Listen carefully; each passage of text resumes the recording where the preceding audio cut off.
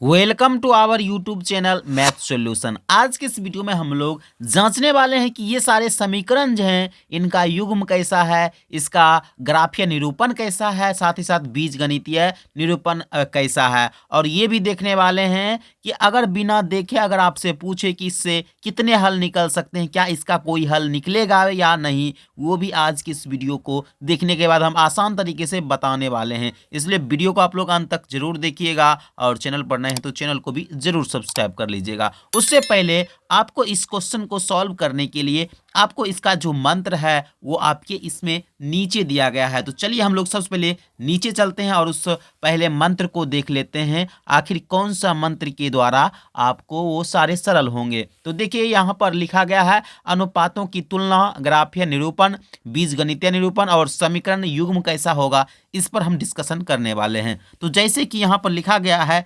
a1/a2 बराबर note b1/b2, यानी दोनों बराबर नहीं होगा, तब इसका ग्राफीय निरूपण कैसा होगा। तो ग्राफीय निरूपण इसका प्रतिच्छेद होगा, यानी प्रतिच्छेद का मतलब समझ लीजिए क्या होगा, यानी जब ये इसका जो ग्राफ बनेगा वो एक जगह पर कहीं ना कहीं कटेगा, इसका मतलब ये हो गया प्रतिच्छेद। क्या हो गया?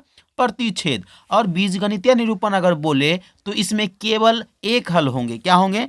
केवल एक हल, केवल एक हल। इसी को हम लोग अद्वितीय भी बोल सकते हैं, अद्वितीयक हल इसको बोल सकते हैं। क्या बोल सकते हैं? अद्वितीयक हल भी बोल सकते हैं। हम यहाँ लिख देते हैं अद्वितीय।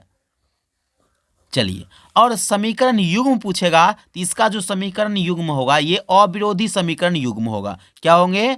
अविरोधी, अविरोधी समीकरण युग्म।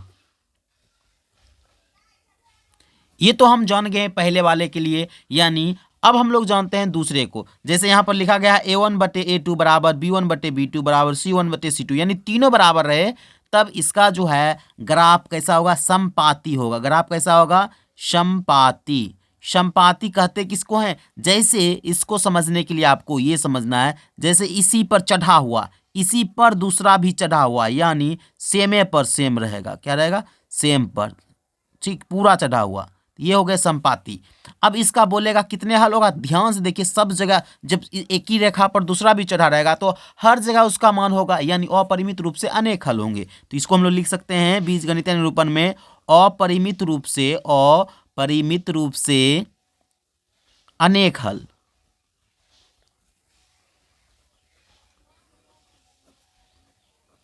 और इसका समीकरण युग्म कैसा होगा? तो ये संगत युग्म के समीकरण होंगे। कैसे होंगे? संगत। इसी को हम लोग आश्रित भी बोलते हैं, तो हम लोग लिख लेते हैं संगत।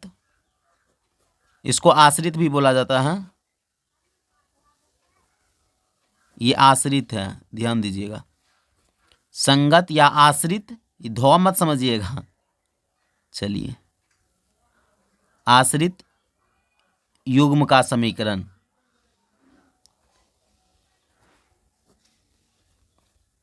नेक्स्ट जो है कहता है a1/a2 बराबर b1/b2 बराबर नोट इक्वल टू c1/c2, यानी ये दोनों तो बराबर हैं लेकिन यहाँ बराबर नहीं होगा, तब इसका जो है ग्राफ कैसा होगा? तो समानांतर होगा। कैसा होगा? समानांतर। तो समांतर कैसे होता है? तो देन इस तरीका से, यहाँ कभी कटबे नहीं करेगा। जब दो रेखा कभी कटेगा नहीं तो हल तो निकलेगा ही नहीं, इसलिए इसमें कोई हल नहीं होगा। क्या होंगे? कोई हल नहीं इसका निकलेगा, कोई हल नहीं होगा। और अगर इसको पूछे तो ये कैसे युग्म के समीकरण होंगे? तो असंगत युग्म के समीकरण होंगे। तो लिखते हैं असंगत युग्म या समीकरण युग्म, असंगत समीकरण युग्म। ये तो समझ गए, ये था मंत्र। अब इस चीज पर हमको यहां से देखकर आपको इसे सॉल्व करना है। तो ध्यान से देखना है पहले प्रश्न में। और पहले प्रश्न में क्या कहता है, यहां पर समझ लीजिए a1 a2 कैसे निकालेंगे, तो ये तो मैंने बताया ही नहीं। तो ये समझ लीजिए इसके जो गुणांक में होंगे, x के गुणांक में, वो a1 होते हैं।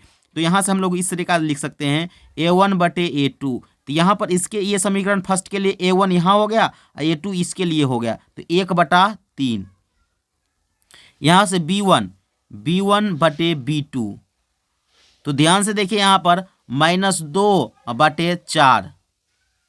C1 यहाँ तो है ही नहीं, 0 हो जाएगा। और C2 पहले इतना में देख लेते हैं, ध्यान से देखिए, ये दोनों शुरू में ही नहीं मिला, यानी ये 1/3 है, इसको काटेंगे तो भी यहाँ पर -1/2 आएगा, शुरू में ही नहीं मिला, तो हम लोग आगे बढ़ने की कोई ज़रूरत नहीं है। यानी हम लोग इस तरीक़ा से लिखेंगे, जब A1/A2 बराबर नोट B1/B2, तो इसका हल क्या होगा, तो हम लोग ये बताना है। तो सबसे पहले इसका जो ग्राफ होगा वो प्रतिच्छेदी होगा। क्या होगा, प्रतिच्छेदी ग्राफ होगा, पहला हो गया। और इसका हल कैसा होगा, एक हल होंगे, कितने हल होंगे, केवल एक हल, केवल एक हल, एक हल।